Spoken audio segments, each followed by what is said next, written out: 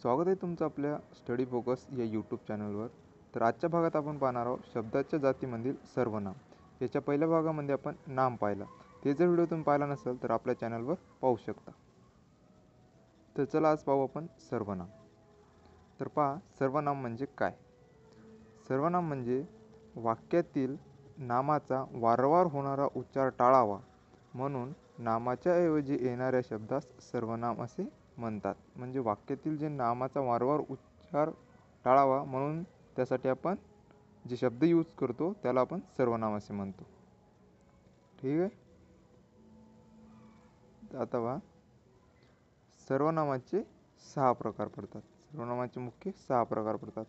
पुरुषवाचक सर्वनाम, दर्शक सर्वनाम, संबंधी सर्वनाम, प्रश्नार्थक सर्वनाम, सामान्य किंवा अनिश्चित सर्वनाम आणि आत्मवाचक सर्वनाम. पहा, पहिला आहे आपलं पुरुषवाचक सर्वनाम. पुरुषवाचक सर्वनाम याचे 3 उपप्रकार पडतात. प्रथम पुरुषवाचक सर्वनाम, द्वितीय पुरुषवाचक सर्वनाम आणि तृतीय पुरुषवाचक सर्वनाम. आता पहा, प्रथम पुरुषवाचक सर्वनाम. प्रथम पुरुषवाचक सर्वनाम म्हणजे काय.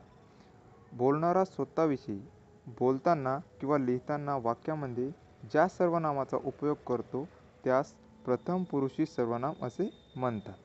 उदाहरण पहा, मी, आम्ही, आपण, स्वतः इत्यादी. आता याचा वाक्यात उपयोग पहा. मी गावाला जाणार, आपण खेळायला जाऊ. म्हणजे यात जे प्रथम पुरुषवाचक सर्वनाम आहेत ते आहे मी आणि दुसऱ्या वाक्यात जे आहे ते आहे आपण. दबा द्वितीय पुरुषवाचक सर्वनाम. जेव्हा बोलणारा ज्यांच्याशी बोलायचे आहे त्यांचा उल्लेख करताना वाक्यामध्ये ज्या सर्वनामाचा उपयोग करतो त्या सर्वनामास द्वितीय पुरुषवाचक सर्वनामे असे म्हणतात. त्याचे उदाहरण पहा, तो, तुम्ही, आपण, स्वतः इत्यादी.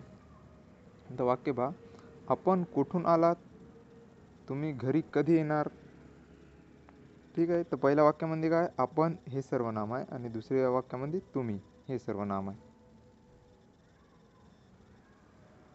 आता तृतीय पुरुषवाचक सर्वनाम. जेव्हा बोलणारा दुसऱ्या व्यक्तीशी बोलताना तिसऱ्या व्यक्तींचा उल्लेख करताना ज्या सर्वनामाचा उपयोग करतो त्या सर्वनामास तृतीय पुरुषवाचक सर्वनाम असे म्हणतात. याचे उदाहरण तो, ती, ते, त्या, आपण, स्वतः आणि इत्यादी. आता याचा वाक्यात उपयोग, त्याने मला कामाला लावले पण स्वतः मात्र आला नाही. त्या सर्वजण इथेच येत होत्या.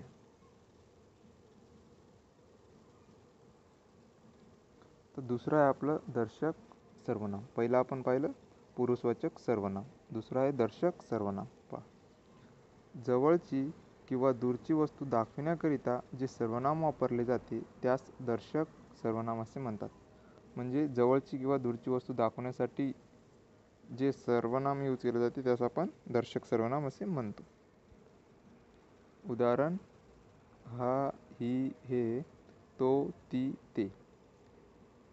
ही माझी वही आहे, हा माझा भाऊ आहे, ते माझे घर आहे. या वाक्यामध्ये ही, हा, ते हे काय आहेत तर दर्शक सर्वनामे.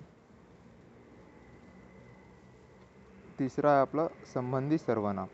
संबंधी सर्वनामे वाक्यात पुढे येणाऱ्या दर्शक सर्वनामांशी संबंध दाखविणाऱ्या सर्वनामाला संबंधी सर्वनाम असे म्हणतात. उदाहरण, जो, जी, जे, ज्या.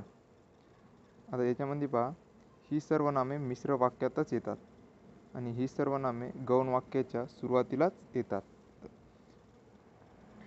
याचे उदाहरण पहा, जे चकाकते ते सारेच सोने नसते, जो तळे राखील तो पाणी चाकील. याच्यामधील संबंधी सर्वनामे कोणते आहेत, जे आणि दुसऱ्या वाक्यामध्ये जो.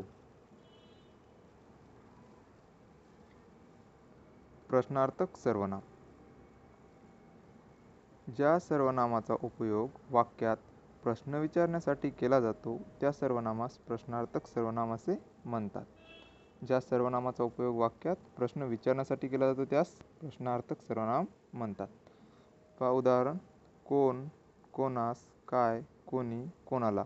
हे काय ते प्रश्नार्थक सर्वनामे. पहा आता याचा वाक्यात उपयोग, तुमच्यापैकी कोण धडा वाचणार? तुझ्याकडे किती रुपये आहेत? तू कोठे जातोस?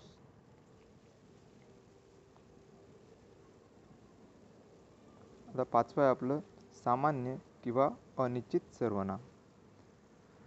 कोण, काय, कोणी, कोणास, कोणाला ही सर्वनामे वाक्यात प्रश्न विचारण्यासाठी न येता ती कोणत्या नामाबद्दल आली आहे ते निश्चित सांगता येत नाही, तेव्हा त्यांना अनिश्चित सर्वनामे म्हणतात. म्हणजे काय? कोण, काय, कोणी, कोणास, कोणाला ही सर्वनामे वाक्यात प्रश्न विचारण्यासाठी न येता ती कोणत्या नामाबद्दल आली आहे हे निश्चित सांगता येत नाही, त्यास आपण निश्चित सर्वनामे म्हणतो. उदाहरण पहा. त्या पेटीत काय आहे ते सांग. कोणी कोणास हसू नये. पहिल्या वाक्यामध्ये काय हे अनिश्चित सर्वनाम आहे आणि दुसऱ्या वाक्यामध्ये कोणी कोणास ही अनिश्चित सर्वनामे आहेत. तर आपला शेवटचा आहे 6वा आत्मवाचक सर्वनाम. एकाच वाक्यात आधी आलेल्या नामाचा किंवा सर्वनामाचा पुन्हा उल्लेख करताना ज्या सर्वनामाचा उपयोग होतो त्याला आत्मवाचक सर्वनाम असे म्हणतात. म्हणजे एकाच वाक्यात आधी आलेल्या नामाचा किंवा सर्वनामाचा पुन्हा उल्लेख होतो आणि त्याच्यासाठी जे सर्वनाम वापरलं जाते त्याला आपण आत्मवाचक सर्वनाम म्हणतो. उदाहरण पहा. मी स्वतः त्याला पाहिले. म्हणजे या वाक्यामध्ये मी पण म्हणला आहे आणि त्याला नंतर स्वतः म्हणजे पहिला हा सर्वनाम आहे आणि त्याला स्वतः हे सर्वनाम पुन्हा वापरलं आहे. दुसरं वाक्य पहा. तू स्वतः मोटर चालवशील का? तिसरा आहे तो आपण होऊन माझ्याकडे आला. चौथा आहे तुम्ही स्वतःला काय समजता?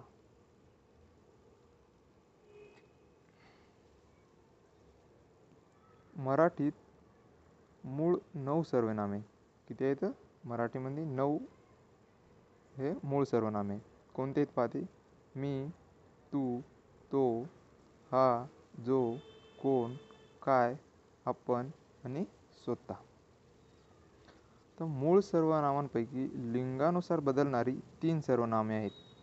तो, हा, जो. तर लिंगानुसार बदलणारी हे 3 आहेत.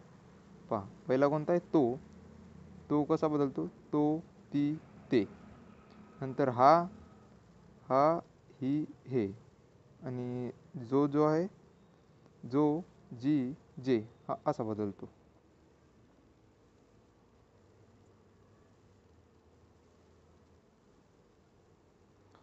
आता मूळ सर्वनामांपैकी वचनानुसार बदलणारी 5 सर्वनामे आहेत. मी, तू, तो, हा आणि जो. मी, आम्ही, तू, तुम्ही.